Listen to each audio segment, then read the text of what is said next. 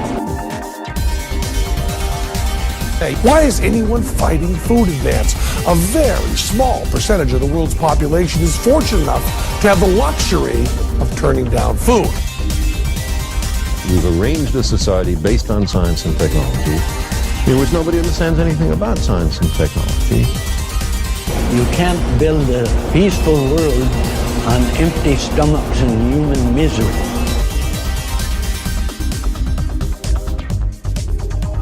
You're listening to Talking Biotech, a weekly podcast illuminating issues in agricultural and medical biotechnology. Your questions and concerns are addressed using a science-based approach with the goal of driving discovery to application with communication. Now here's your host, Dr. Kavin Folta. Hi, Talking Biotechers. This is Vern Blazek, taking care of the booth announcer duties at the Talking Biotech Podcast.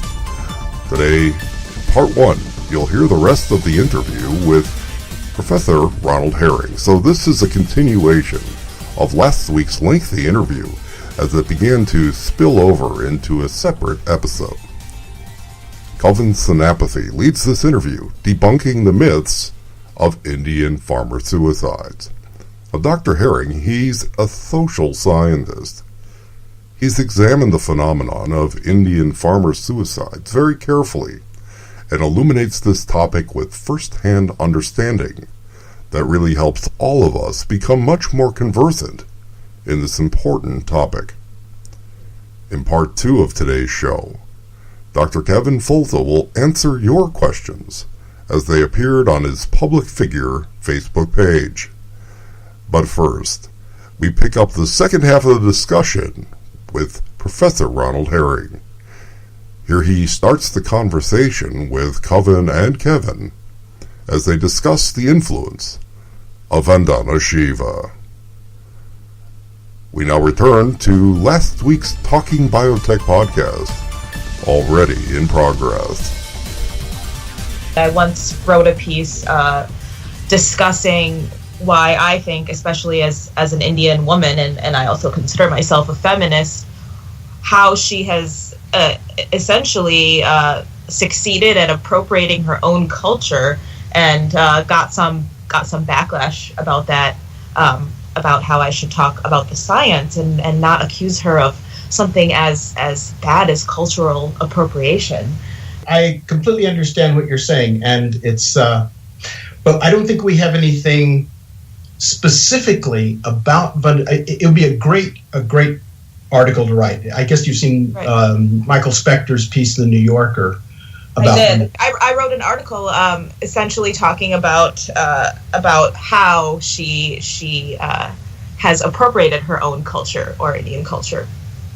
I'd be really interested to see that, because everybody asks me this question, and I don't have a good answer, except that in most spheres, there are these kind of cultural brokers, or what I call epistemic brokers. That is, Vandana Shiva tells us that people are committing suicide, and it becomes part of a global network transferred through these transnational advocacy networks, and it gets picked up by media all over the world. So this is, in fact, the reason we were in Varangal was asking questions about this report that the sheep were dying of the Cry1AC. They ate the leaves of BT cotton, and then they died. And so there was this international uproar about the dead sheep. So we went to find out what was going on with these dead sheep. And of course, it turned out to be a hoax. The body disappeared, the autopsy results disappeared. Nobody could find the shepherds that had the dead sheep. I mean, it was one of these mythologies that became an international myth. But these things do crop up in almost all fields. So we have people who deny the landing on the moon. We have people who think that the Israelis caused 9/11. There's a tremendous amount of this kind of myth and rumor making in the international social sphere. And of course, it's become worse with the internet because we have these cocoons, these information cocoons. And once you're in a network that has the cocoon, you don't hear the other side of stories.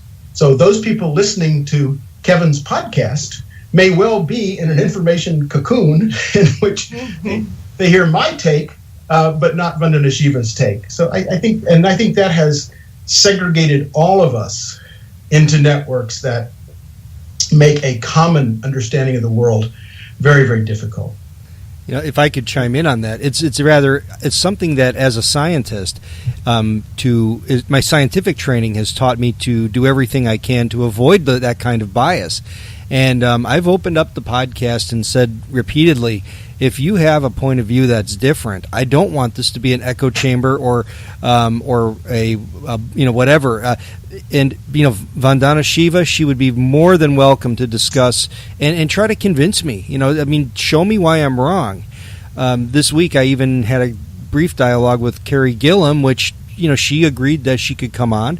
I think it would be a really nice discussion, and I'm not here to win points by taking people down and being difficult.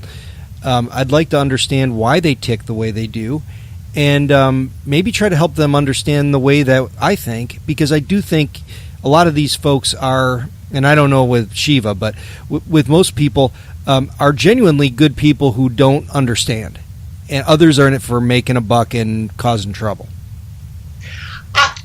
I both agree and disagree, Kevin. I think that at the top of transnational advocacy networks, these epistemic brokers, these cultural brokers, I think they do know.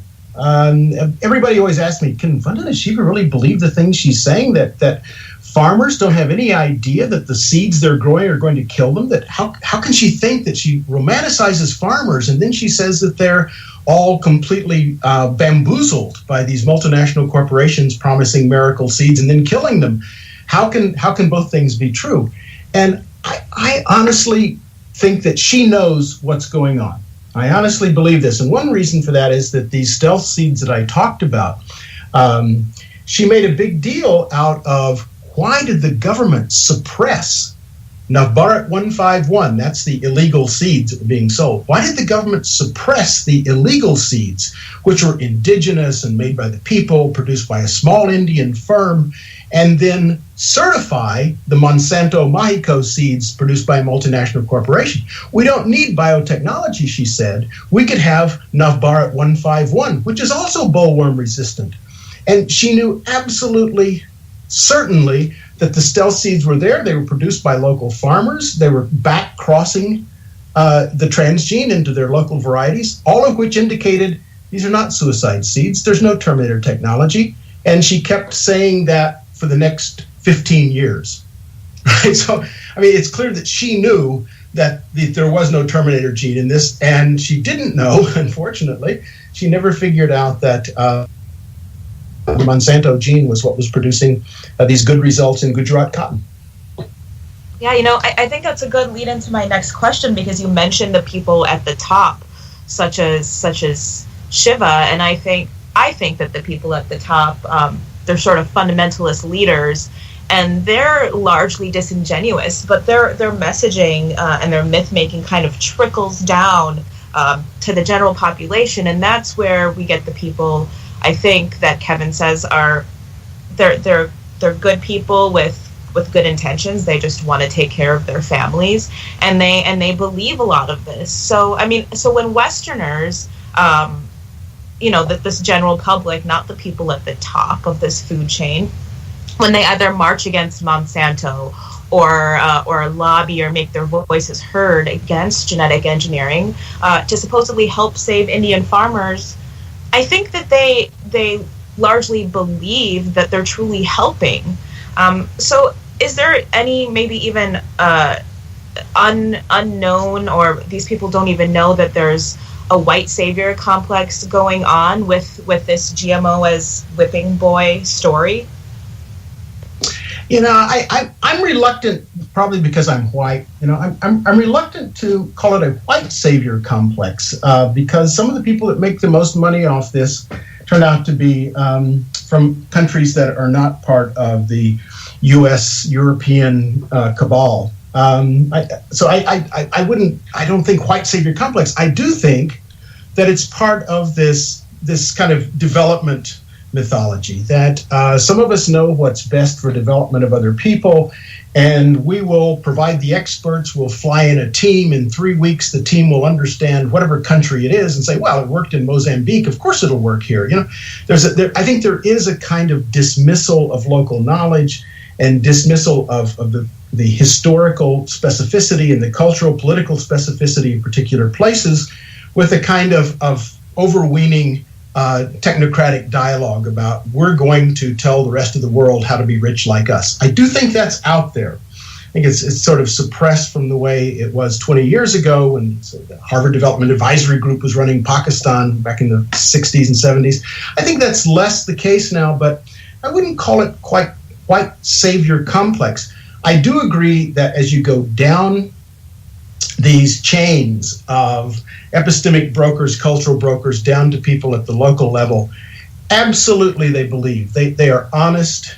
They are honest people with good values. I talk to a lot of them, and they honestly believe farmers are at risk, and they're at risk because of these terrible things that are being done to them by a multinational corporation. And since multinational corporations have a pretty bad record for doing things against the welfare of local people, as well as against the welfare of people in their home countries, it's not a hard story to believe. And so if you're an idealistic young person coming out of a rural college, one of the first things you might want to do is join these save the farmers type movements.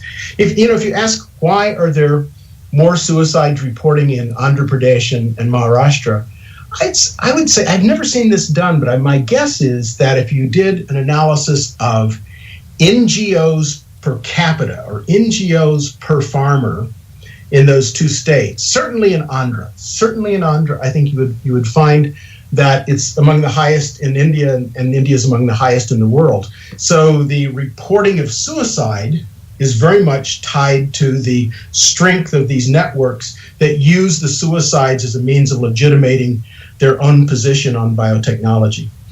So I believe that's true, but I don't know for sure it's true. It's also true that Andhra Pradesh, because of the early suicides there in 1998, instituted the bounty, the ex gratia payment of 1 lakh of rupees, that every family with a farmer's suicide would get 100,000 rupees, which is a lot of money for a farm family in 1998.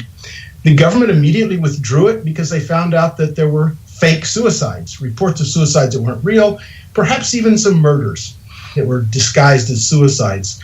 Now, the next government, though, said, well, the previous government has dissed the poor farmers. We're going to double the ex gratia payment, and we'll make it retroactive to 1998. So in the early 2000s, there was an increase in the suicide rate of farmers in Andhra Pradesh. I'm not so sure it wasn't a response to the fact that every time you reported a suicide, you would get 2 lakhs of rupees. So I think there were some incentives built in, and that had to do with the density of NGOs on the ground and their political power to pressure the government in certain directions and not others. Wow, just from a common sense perspective, from me, not an expert, the idea of rewarding, I wouldn't call it rewarding suicides, but I guess it is rewarding suicides, doesn't seem like the best idea. No, this paper I mentioned by Shamika Ravi from Brookings is it's really pretty interesting in talking about the contagion effect. And she argues that there's a lot of social psychology literature out there that says that suicides can create contagion effects. And for example, you have clusters of student suicides, and they're often timed around exams and such things.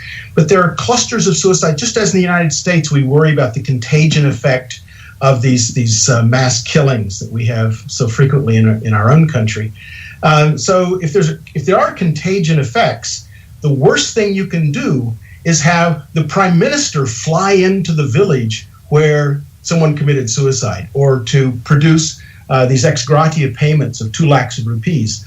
That's what People Alive, the movie, was making fun of. I mean, it was a tragic thing to make fun of, but it was, what do you expect You provide this kind of incentive, and people are either going to claim a suicide that's not real, or someone may even commit suicide to save their family. This, of course, is the death of the salesman in the United States, in which the suicide is done because the salesman can no longer take care of his family, so he commits suicide to collect on the insurance. So this is not an uncommon theme. It's not a particularly Indian theme, but it is the wrong way to proceed, just as I think the blaming of everything on debt is the wrong way to proceed. It seems to be that mental health and physical health are much more critical, that more people commit suicide with either mental health problems, diagnosed or undiagnosed, or serious physical disabilities that they can't cure or they can't pay for the cure of. And those kinds of people in deep distress are more likely to commit suicide than someone who simply is running out of money. So there's no doubt that money lenders are bloodsuckers. In rural India, they charge high rates of interest. They harass people. There's no question that they are a pest for farmers. But at the same time, farmers have been experiencing that for many generations, and they don't commit suicide every time they have an unpayable debt. Along the same line, it's really an opportunity, it's a wonderful opportunity to talk to someone who's a scholar like you about this topic you studied. And could you help us who are confronted with this question all the time? Like, people will say, well, what about the Indian suicides? Can you give us like a really good elevator level answer to people who say that the Indian suicides are a legitimate problem? How do I respond in a terse way? The short answer is that there's tons of peer-reviewed literature, careful studies, meta-analyses of lots of these studies. That's very clear. Most people don't want to read that. So what I would tell people is that farmers in India have been changing cotton hybrids for a long time. They know what works in their fields. Their life depends on careful analysis of what's working in their fields. And virtually all of them who grow cotton grow BT cotton. So this universal adoption should be a very strong indication that people are not buying a seed that will kill them because it's killing their neighbors. And secondly, I would tell people to ask the question, why do farmers take risk growing illegal seeds? And they do. Farmers take risk growing illegal seeds, not just in India, but in China and Vietnam and all of South America. They take these risks to grow illegal seeds because the returns are very high. So those two things, right? They wouldn't be growing these seeds unless they thought they produced good results for them and their farmers, for them and their farmer friends and neighbors. And they wouldn't be taking risks to grow illegal seeds unless this particular transgene, particular trait produce good results in the field. Now, that was much too long, and I'm deeply sorry about that. Well, it's a really long, it's a very high building with a long elevator. It's a long elevator. It's the 13th floor. Okay. But that's great. So it's a good distillation might be because the incentives to grow this are so good that everybody's doing it. And then at the same time, if it was causing suicide, you wouldn't do it. And people are adopting it, which reinforces both of those perspectives. I think that's right. The adoption curve is very steep, and I do not believe that you can fool farmers year after year after year by the millions by telling them that something that's not working is working. I just do not believe that farmers work in that world of make-believe. They can't afford magical thinking. They use BT cotton because it improves insect control, and the insect at question can destroy their whole crop. So this is very straightforward. It's very simple. The brouhaha made about the fact that it's a GMO is really pretty bizarre when you think about it. And most farmers, of course, don't think about it that way. I'll keep an eye out next time I'm in India for all of these dead bodies that should be everywhere based on the idea of the epidemic of farmer suicides and at a very high level, if you want to say that in an elevator speech. Where are all of these dead bodies? Oh, I wouldn't ask a question like that because Vandana Shiva will give you all these very precise numbers. She loves numbers. They're always in multiples of 10,000. There's some kind of numerology in effect here, but she always bumps everything by 10,000 when an American huckster would say 4,215. She'll just say 4,000, 8,000, 18,000, 36,000. Anyway, it's kind of an odd numerology if you follow her statements over the years. Interesting. What do you think is the future of GE cotton in India? I think that what farmers want is an extension of this technology to other crops. But within the cotton sector, what they would like is control of other pests. Saving them from the bollworm has made an enormous difference in both their bottom line and their health, because they're not spraying nearly as many neurotoxins in their fields. But these sucking pests, the thrips and jacids and little diptera, all these kind of sucking pests, they are now an increasing problem, because once you stop generic spraying of pesticides, the other pests are, of course, going to increase. So that's a big issue now, and there are both biotech solutions to this, and there are traditional breeding. So I've seen some fields that look really interesting by changing the morphology of the leaf so that the little sucking pest can't get their proboscis all the way into the tissue. And so by changing the leaf morphology, you may be able to control this either through biotech advances or through traditional breeding advances. So I think the battle in cotton will continue just as it has always been with crops. It's an arms race against the things that want to eat your crop and the farmer who wants to protect a crop. So that I think that battle will continue. The public sector scientists in India, of course, very, very discouraged because of the rejection of Bt brinjal, which is the same transgene, same effect. Farmers I've talked to would prefer to have Bt brinjal or Bt bindi, ladies' fingers, what do we call okra? Bt okra. They would love to have this because of the amount of spraying they're doing. So there's a kind of, at the national level, there's a certain amount of hostility and suspicion to biotech, and the biotech public sector scientists are quite discouraged as well. If you were going to invest in new technology, you might not want to go to India. You'd probably go to some other country. And then now, under the new government, the Minister of Agriculture seems to be, he seems to have preferences for different kinds of technology. He says farmers should actually pray for their crops, and by this Rajyog technique, you can infuse your crops with Shakti, with power, that allows them to resist global warming and pests and everything else. So you don't need biotechnology if you have Rajyog. So this is a little unsettling too, that there's no strong agriculture minister pushing for agricultural biotechnology. And the final thing I'd say about the regulatory structure, I mean, what's critical about biotech that people often miss is how do you structure state science, right? So Bt brinjal was rejected because the Minister of Environment ruled on grounds of food safety that there's too much risk to Bt brinjal. So you have a Minister of Environment ruling on food safety. The Minister of Agriculture supported Bt brinjal, the Prime Minister did, but the Minister of Environment had a veto power. So there's a battle over state science going on. There's a new biotech regulatory authority, which would be broader than the Ministry of Environment, but it's unclear how that will be constituted. So if science wins this battle in creating a biotech regulatory authority that is science-based, then the future could be much better than it looks right now. If not, I think stealth seeds will still multiply. These seeds move all around the world. You can't stop germplasm.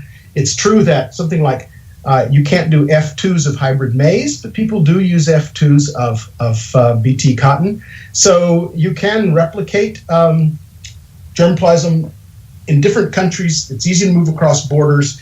And the only problem for Indian farmers is that they will always be behind the curve. They will never be at the frontiers because they'll only be using technologies that are already available, like the Flex BT, which is already available. It's being sold as fast as it can be produced, farmers tell me. But that's always a step behind, and India is not being autonomous in developing their own biotech. And that's sort of the outcome of this strong uncertainty created by the regulatory structure within India. Thank you for joining us, Professor Herring. And if people want to know more about this issue of Indian farmer suicide and BT Cotton, where can they find out? And are you on social media? Where can people find you? The easiest way to see the links to work that I find valuable is from my website, and that's easy to find on cornell.edu. And so if you just Google my name, you'd see the things that in the references to the papers that are there, you see the kind of things that I have found useful.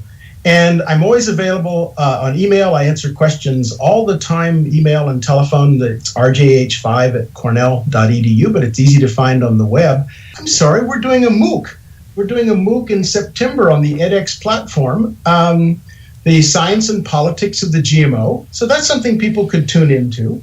So I'm happy to talk to groups large and small, and to make available various kinds of documents that I've read that I find useful. But I think I don't post things on social media and so on. It just created too many enemies and too many hassles, as Kevin must know better than anyone. Well, enemies are just friends who don't know it yet. If you're telling the truth and being forthright, eventually they'll come around. Maybe I'm just too much of an optimist, but we'll see how that goes. I'm just going to say that defines the far end of the continuum for optimism. Well, I like to think that with facts and with evidence we can sort out any problem, and it's just a question of us communicating that to them more clearly. And it'll probably be on my tombstone someday, but oh well, what are we going to do, right? In contrast, Kevin, to your optimism, one of the discussions we have in this university course, there are only a dozen university courses at Cornell, and this is one of them. It's called the GMO debate. And one of the things that I disagree with the scientist about is the position you just expressed assumes away one of the most important variables in this whole debate, which is that there are huge limits to science. Science can never tell you that there won't be a black swan, right? So this kind of unknown unknowns, and science will never tell you what's an appropriate risk preference. So some people construct uncertainty as risk, and once you decide something is risky, then that kind of personal position on it is not going to be dislodged by showing you more peer-reviewed articles. I think there's tremendous evidence for this, that no matter how many peer-reviewed articles you stack up against Seralini, lots of people say, well, there are doubts. We have doubts. We're not certain. Science can't tell us everything. Then there are these kind of ethical and religious objections that are beyond facticity. The facts themselves don't have any purchase on some people's positions on the natural and the unnatural, or playing God. So these kinds of objections to biotech are not going to be resolved by facts alone, just as we've seen in other kinds of disputes around the world. So that's just my little caution that it's not just the science. Okay. No, absolutely, and I'm not so naive to not be aware of the social overlays and certainly the risk aversion. I've spoken to a lot of people about this, and I know that folks like Taleb have been really critical of any kind of discussion of these technologies. The difference for me, and this is just the way I swing, is that for me, I can measure the deficiency today of 20,000 people that will die because of malnutrition, that maybe a substantial amount may be solvable. And so do we risk them versus the 1 in a billion chance that there could be some sort of large scale problem with the technology? And as somebody who peers into the test tube and who runs the gels and who does the sequencing and the computational analysis, the risk to me is so infinitesimal that I can't even fathom why we would take our known problems and let those roll because of this far out risk. And I think down the road, as we become more comfortable with the technology, that we will look back at this as a very dark time in our history when we refused to implement something that could have helped. No, we're on exactly the same page. I take exactly the same stance you do. I'm just saying that my mother would not fly in airplanes because I said, well, the risk of driving 2,000 miles is much greater than flying in an airplane. She said, yeah, but an airplane can fall out of the air. My mother, she's an educated person, but she just had a tremendous fear of flying, as does John Madden, this kind of big, powerful football hero guy. He's always on the train because he's afraid of airplanes. So it's, I think that it's difficult to make the statement you just made. It's one that I agree with. It's one that virtually all of my colleagues agree with here at Cornell. But it is still not the case that you're going to convince someone else that an infinitesimal risk is infinitesimal. And of course, one of our disasters is that golden rice, promised for so long, cover of Time magazine in 2000 and so on and so forth. There have been so many setbacks at the breeding level. Ingo always says that it's the fault of the regulators and so on, but there are just have been these problems in just the simple breeding. I don't know if you agree with this, Kevin, but as I see it, there have been a number of setbacks that are breeding problems, not biotech problems. And it's not just that there is opposition to golden rice. So Ingo used to have a clock on his website that said how many babies died today because you didn't take my golden rice.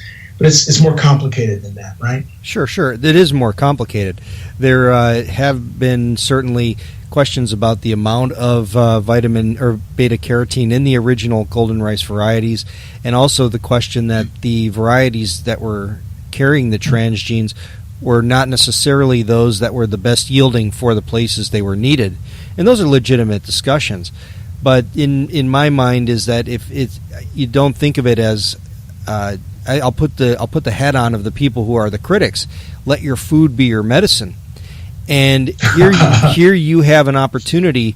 You know, if my vision's getting a little bit fuzzy, I'm going to go give this rice a shot. And even if it's something that helps me through a few more weeks of having vision, or helping my child survive an illness that was temporary because his vitamin A deficiency wasn't as severe, you know, to me that means a lot. And so I think when we start making the broad generalizations about how this technology can't work or doesn't work, we forget about the few cases. Even if it's one case that somebody is assisted by this, we need to do it. And it's and again, it's just my weird wiring. And somebody who's an eternal optimist and somebody who worries about people, who has a hard time thinking about, you know, when I sit down to eat, I mean, I finish everything on my plate because I don't want to waste anything, because I know somebody somewhere doesn't have anything. And so that it's just my odd wiring, and that's why I take those kinds of positions. No, I agree with you. There's one thing, though, that about the anti-biotech movement that has affected golden rice that's kind of interesting. Evidently, the problem now is the instability of expression of the beta-carotene producing gene. So it is a breeding problem, but the instability would not matter if one took your point of view. That is, I don't care if it's unstable, so I get a little bit too much beta-carotene. My body's not going to make any more vitamin A. I'm not going to get vitamin A toxicity if there's too much. And if there's too little, I'm better off than if I didn't have any beta-carotene, right? So that instability, though, makes biotech scientists back off and say, we better go back to the drawing board. So, I mean, that's one of the ways in which this regulatory scheme that everything biotech lives in a separate category. We would never ask those questions of conventionally bred crops, right? So we ask those questions, and it does delay the development. And again, if you're desperate, you'd much rather have the vitamin A rice, whether it's stable or unstable, as long as it survives the cooking pot, right? And it does. Yeah, that's exactly right. And as somebody who's close to plant breeding, we understand that very few traits have great stability. We try to get stability in our traits, right. But even the flavors or sugars, the sugar you accumulate in your strawberry is affected by the nighttime temperature. And absolutely. So all these things are mushy, and but I'll take a mushy solution. Yeah, well, I wish golden rice would just get into the market. The one last thing about golden rice, much of the biotech community has said, well, we need public sector. I talked to a guy in the private sector who said, look, if we had been doing golden rice, we wouldn't have started with so few varieties. we would have started with a much broader spectrum of rice varieties so that we'd have a better chance of a hit than what they did at Erie. So, and that's also, I mean, that's a commercial mentality that you're investing in something you want to make sure you get a hit out of it, as opposed to a more public sector kind of response in which there's kind of a soft budget constraint. You know, this is biology, and biology is frequently a mess, and you just have to just kind of roll with that. But then you start talking about risk again. Right. That's right. All right. Well, thank you very much for joining us today, Professors Herring and Folta. It's been a pleasure talking to both of you today. I really enjoyed it. Yeah, I've been trying to find time for Professor Herring for a long time. I've enjoyed interacting with him at these meetings that really are built around biotech, where we get to have discussions about the best way to communicate these concepts. And this really multifaceted, complicated issue of Indian suicides always comes up. Yeah, I mean, I'm sure we could have spent hours on this, and maybe some of the audience would have enjoyed that. But it's, I mean, what I have taken away from this more than anything is that it's far more complex than people imagine. And it makes sense. I mean, India is not a monolith by any means, and just the people who I know from there. I mean, there's so many different regions and so many different histories and so many different ways of thinking that it makes that tapestry of that particular country even deeper in terms of the easy way to think about it. I mean, it's not a simple solution. And to talk about the issues in biotechnology and farming, it lends itself very well to misrepresentation and to misinterpretation. Well, thank you, Kevin, for co-hosting today and for letting me host. And if you liked what you heard, please write a review on iTunes, tell a friend, and share this all over the internet. Yeah, do that.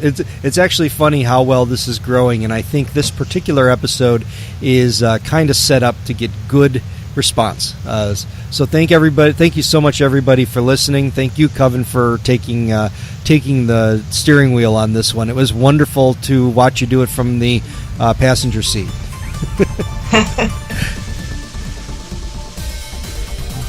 Hi, everybody. This is Kevin Folta back on the Talking Biotech Podcast with part 2 today, where we'll answer your questions. And this is a really popular segment that I just haven't done in a long time. And last night put up a tweet that said, if you have questions that I can help answer, submit them to my public figure professional Facebook page. And a contradiction in terms. So that's where I asked people to send their questions, and I haven't looked ahead of time, so that's kind of fun. Let me see if I can even find it here. All right, and we'll answer them in order.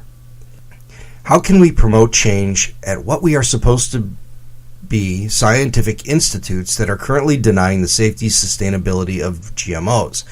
Here we have our state's major medical school and science museum both promoting anti-GMO views. And that's a really good question. I mean, first of all, let us know who those are, what state you're in. I dread to think it might be mine. It's really important for us to be able to identify examples of this. And I think that when you look at even places like the Cleveland Clinic that publish really, really poor information that is driven mostly by activists who are working through maybe a single person there, or a science museum, which may have a person who's working in the PR end who's selling what she thinks or what he thinks rather than what the science says.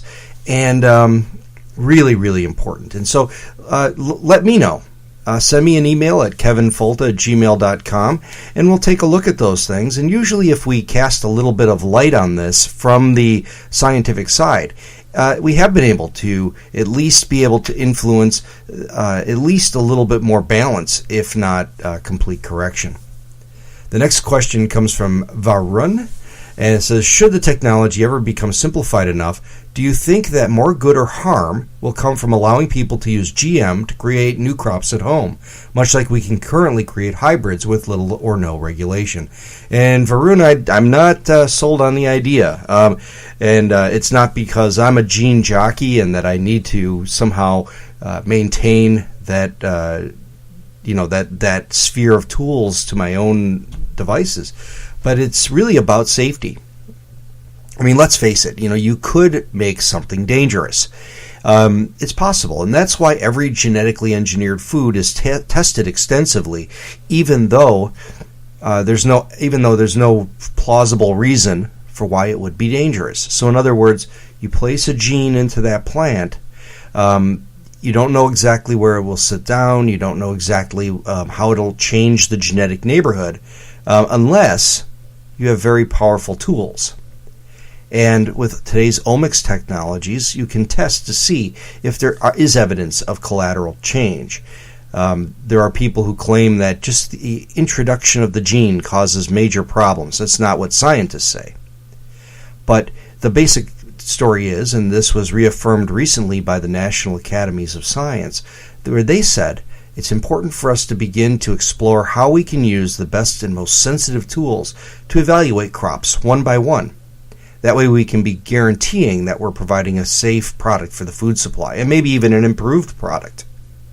That's why things like this, getting like any technology, you don't want to have a nuclear reactor in your backyard, as nice as it would be, right? Okay, next question comes from Bella. What's the best thing to say to someone who denies the positive effects of GMOs? And I think really the best thing to do is to always lead with your values. So Bella, if what's important to you? What's important to your family? For me, I always talk about the reason I went into science was because I wanted to make a change in the world. I wanted to leave this rock better than I found it, and that's working out great. And I say that because I don't feel that I'm doing enough. But the idea is that we can, if you talk about what's important to you, for me, it's about feeding hungry people in this nation and other places, having better nutrition for people here, helping people make better choices in their food. Better choices in their diets, keeping farmers in business, worrying about ways that we can impact the environment less when we farm or when we generate any kind of and we generate food. Those are the things that are important to me. And so when I'm talking to someone who is against the technology, I'll say, well, this is what I'm all about here. So this technology allows me to expand and focus on those areas that are important to me. And I always I don't talk about Roundup Ready corn and BT cotton. Those don't move the needle for most people. Those are traits for farmers, not for consumers.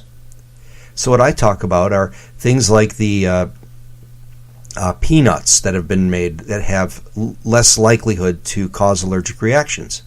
What a great technology to be able to use that we don't use. Things like the papaya is a great example, where the papaya industry in Hawaii was saved by genetic engineering back in the 1990s. Right now, you have the BT eggplant, or the brinjal. This is a great technology that's doing very good things in Bangladesh and seeks to do more in India and the Philippines. And I think next week we'll have Tony Shelton on to talk about the BT brinjal, and Dr. Herring mentioned it in the previous example too. So the way that you talk to people about it, start with your shared values. Start with the things that really help them build trust with you as a speaker, because you share similar values, and people don't know that. They think this is creepy technology. They don't realize that it's just another way to genetically improve a plant. We're all on the same page, and we're all trying to do what's right, and this is just one technology that we find very helpful in achieving a common goal. We can talk to Joshua Mark. What do you say to people who worry about GMO crops causing decreased biodiversity? And that's a great question. And we talked about this this week with actually an expert in my field who wrote a opinion piece about the strengths and weaknesses of GMOs, or genetic engineering, and said that this whole idea of monocultures is awful. And I said, hold on a minute. If you compare the genetic diversity in corn and soy and cotton and a lot of the big egg crops that are genetically engineered, and compare that to horticultural crops, things like citrus, apples, bananas, grapes, great example, strawberries, blueberries, these are all extremely narrow. If you look at, those are monocultures. Okay, this is where bananas are a great example, grapes, there's just one kind everywhere, or a very limited number of kinds of grapes. Apples, the few varieties we have have been here forever. So these are really the places where I worry about a lack of genetic diversity. In annual crops or row crops where people are breeding and every year come out with new varieties and new types, where farmers plant even on one farm multiple kinds of seed that may be yielding at different times, it's not as much of a problem as people like to infer. Granted, there are more acres of them, and if there was a problem, you would see wider spread devastation. That would be faster, but kind of gone in a year. I'm much more worried about narrowness in germplasm when we look at tree crops and horticultural crops. The other thought, too, is that we are on the other side of the diversity bottleneck, that over the last, 20 years, it's been more attractive and possible to be able to breed in genes from wild populations. And we've been using genomics tools and molecular markers, and if you don't know what those are, these are basically the way that we can follow a gene from generation to generation using PCR, or other methods, but principally PCR, that method where you can detect if a criminal was at a crime scene, if the hair at the scene matches the guy who's in the jail cell. Always good to check that. So we can use different techniques that don't cost a lot of money to be able to follow a gene from generation to generation, and that allows us to do quite a bit with accelerating breeding and opening those genetic bottlenecks. Next one comes from Stephen. Do you think GMO food will be more accepted by the general public in the future? And I think so. I think it is now. The majority of people don't care. I think you're looking at a very small vocal minority that have been inspired by a certain worldview that then is confirmed by people who are making a buck off of manufacturing risk. And the people who call me a lying shill, that say that I get all my money from Monsanto, that I'm paid to lie about science, you hear it every day. They're the ones who actually, if you look at it, are the ones who are financed by these industries. Some of the more vocal documentarians and folks who are, doing the speaking circuit, they all cash a check at the end of the day, and if they can scare that audience, they'll sell more books and documentaries. We know for sure that there are people who have family members who run major parts of the industry, and while they're out being a mouthpiece, you look to their parents, and they're the ones who own gigantic interests in steering the general population away from foods made with genetically engineered ingredients, because it affects their industry and their bottom line. So that's really the trick. I think that people do really accept this stuff. They understand that it works. And I think what'll really make a difference is when we start to talk more about how genetic engineering can rescue the citrus industry, how genetic engineering can change the lives of farmers in Bangladesh, where they're now consuming the BT eggplant, where farmers who use cotton, like today with Dr. Herring in part 1 of today's episode, how cotton revolutionized and made decreasing pesticide use and increasing the profits for individual farmers. And that's all been backed up by peer review. Those stories really move the needle, and stick with those. And I think with those, people will be very likely to embrace a technology that can be very helpful. The next question comes from Oriole. Oriole, I guess it's like Oriole without the E on the end. Is the Cavendish banana considered a GMO? And no, and this is the problem with GMO as a term. I hate it. I go with genetic engineering. It's not genetically engineered, meaning that the gene composition has not been affected by addition of a single gene or small suite of genes in the laboratory.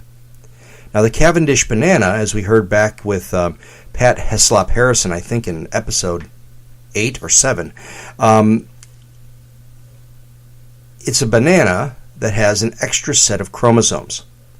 So you can find wild diploid bananas. Diploid meaning you get a set from mom and a set from dad. The Cavendish banana is a triploid, which means it gets 2 sets from one parent and 1 set from the other. And because you're triploid, you don't make sterile seeds. The embryos in the seeds are dead on arrival. So if you look at the little tiny seeds in there, they just never developed. And that's because the embryo isn't viable.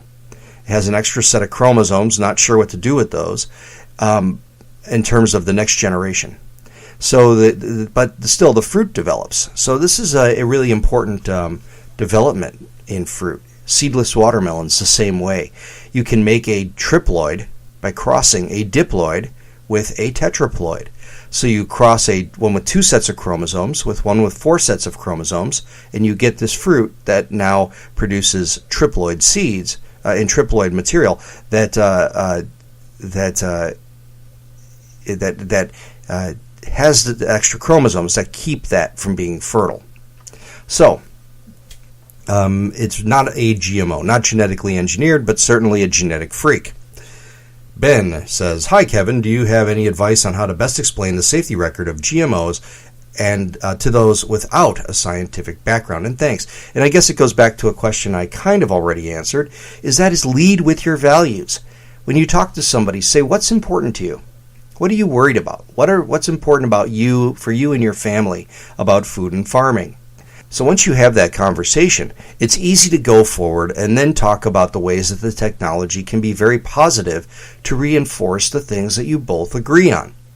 You see, this is the way it works, is that you have to get on the same side as people before they're going to listen to you. You have to earn their trust. They're suspicious of anybody who says, this is great technology, you'll love it, just eat it, be quiet, shut up, right? We've seen that a million times. So the way that we change this is by talking about who we are and why we do what we do. Why is the technology important? How does the technology help us feed more people? How does the technology help the environment? How does the technology help farmers? And when we start with those kinds of ideas about what our values are, what's important, then convincing others that this technology is a tool in the toolbox, it's pretty easy. And maybe that's the other side of this too. Don't ever claim that this is a silver bullet that's out there to solve every problem in humankind history. It's just another way to genetically change a plant. And it's just a way we can do it with more precision than we have in the past. So, it's not magic. It's not the solution to everything, but it certainly is one more tool that people can use to solve problems. And that's a good way to approach it. Let's see here. Next we have Desiree Stephanie. I have many allergies. I get concerned about GMO foods, afraid of blends with things. I may develop allergies too. What precautions are taken in the development to make it so developed GMO foods will not result in some of us being totally unable to eat them if they are blended with things we are allergic to?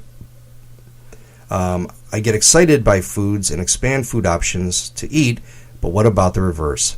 What if splicing leaves some of us unable to eat certain foods anymore? I think you really have 2 questions there. So the first question is what precautions are taken in development? It's very easy to test something for allergenicity. Simple skin tests on animals or on humans. Well, humans are animals, I suppose.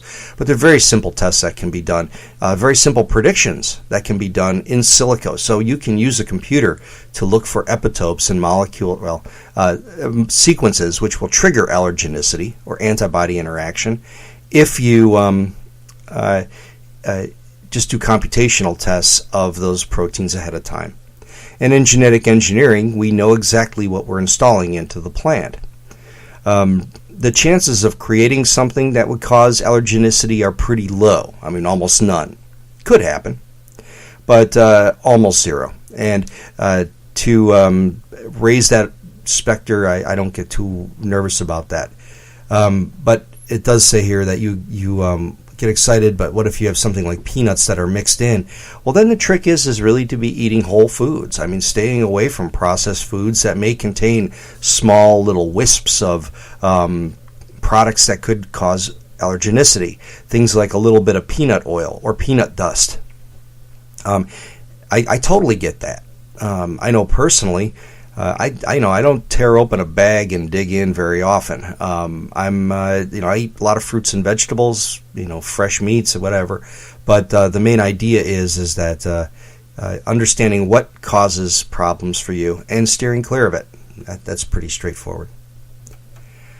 Hugo says, is there work being done using GMOs to make crops manageable given climate change? If so, are there any projects you can talk about? And I think there's a ton in this area. You see so many plants that are being adapted to abiotic stress, how they deal with changes in heat, cold, freezing, maybe really high incidence of high temperature, drought, flooding. This is a huge area of science, and we know a lot about genes that can help. Unfortunately, there hasn't been much of this technology ever deployed. Part of that is because of the difficulty in getting plants approved and the very small markets that these would serve. Now, when I think about this, I think about a major problem that's happening, say, in the Pacific Northwest, where climate is changing, temperatures are shifting, and the trees that are adapted to that annual cycle of heat and cold, they just aren't getting enough cold hours. And you see changes in tree populations that can't adapt fast enough to the rapid change in the temperature. And this is a major problem because you're seeing large-scale populations in forests changing. And maybe this is a good place where these technologies could help us because you can't breed trees fast. The other place where we're seeing problems are even like here in my state. The temperatures are warm throughout the winter, and plants that require chilling before they'll flower, things like blueberries, peaches, they're not getting enough chilling hours, and so farmers are seeing very poor fruit set when the spring and summer come along. So as we've been doing in Florida for a long time, breeders are trying to identify varieties that require very minimal chilling before they'll flower. And right now in our peach breeding program and the blueberry breeding program, there's a huge range that's being evaluated for how many chilling hours it requires before it will flower and have a good fruit set. And what you see are that the varieties that we used to plant down south now are probably more fitting to be growing a little further north. And the problem is we're trying to deal with the change that's happening year by year with processes, development of new plants, new varieties, and that takes 10 years, 15 years, 20 years. So we're very slow to be able to respond to such challenges. I think this is the last one. Thomas, do you see the newly signed two more. Do you see the newly signed labeling law as a chance for public engagement and education on the use of genetic engineering in our food supply? And how would you like to see it be implemented? And, Thomas, I don't know. I hate this topic of labeling, and for two reasons. And the outcome of this last labeling bill is probably the worst it could be. And here's why.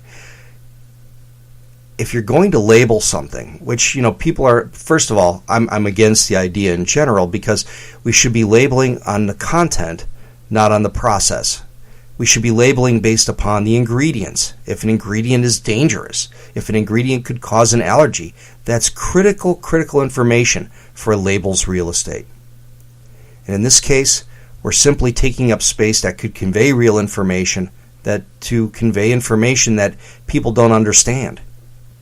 You call something genetically modified ingredients, made with genetic engineering. People don't know what that means. So what good is it? Now the idea of, so that's the first side. I think it's a total mess. Don't even go there to begin with. However, if you have to do it in a very easy way and do it voluntarily.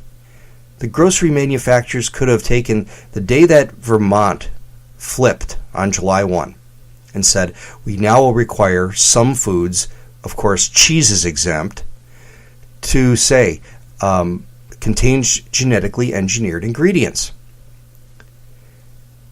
If the whole food industry would have said, let's follow Vermont's standard voluntarily, and adopted Vermont's standard, now you don't need state-by-state laws because everything is already voluntarily labeled. And if people want a right to know, they know.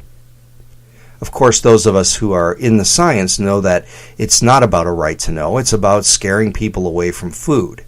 And that's exactly what they want. Now, the problem is with the labeling legislation that did pass is it's broad, it's ambiguous, and I don't know that it has any kind of ability to enforce whether something is really GE or not. What's worse is that the perception is that it has bypassed public trust by going with a QR code rather than simple wording. The problem with this technology from the beginning and those who have been promoting it is that they haven't sought to earn the public's trust.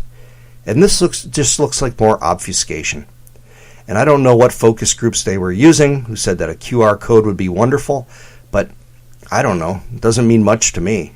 I didn't even know what the damn thing was until pretty recently. Thought it was like a screwed up checkerboard or something. I don't know. So my feeling is that this will solve nothing. It's just making the issue more divisive.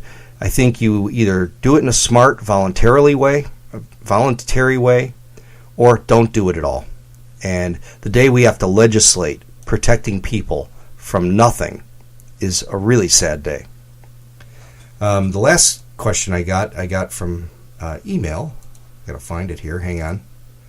It's live entertainment, right? When you digging around. Okay. I drive overnight and heard Jeffrey Smith trash you on Coast to Coast AM the other night. Can you sue them? How do you fight back against that? I heard this too. Somebody told me on Twitter about it, and I was able to obtain a copy of the discussion. And yeah, good old Jeffy. He said that he said, oh, Folta, well, he's paid by Monsanto, and Monsanto tells him what to say and how to say it.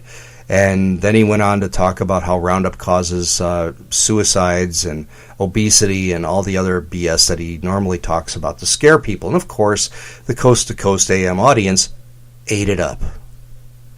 How do you respond? Well, I think you just let him go.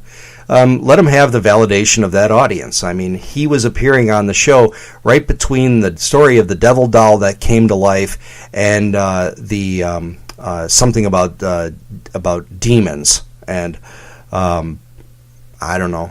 Maybe that's right where it belongs.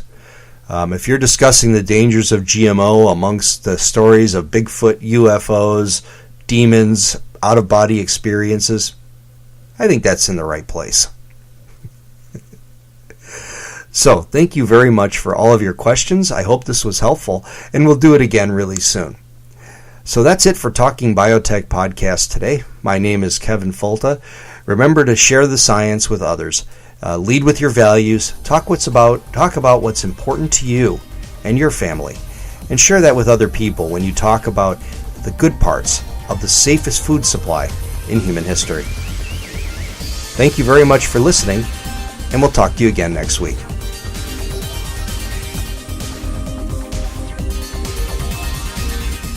Thank you for listening to the Talking Biotech Podcast. Please send your suggestions for guests, comments or questions to talkingbiotech@gmail.com. Please write a review on iTunes and recommend this podcast to a friend. More downloads and reviews raise the visibility of this podcast and help us reach a wider audience with science.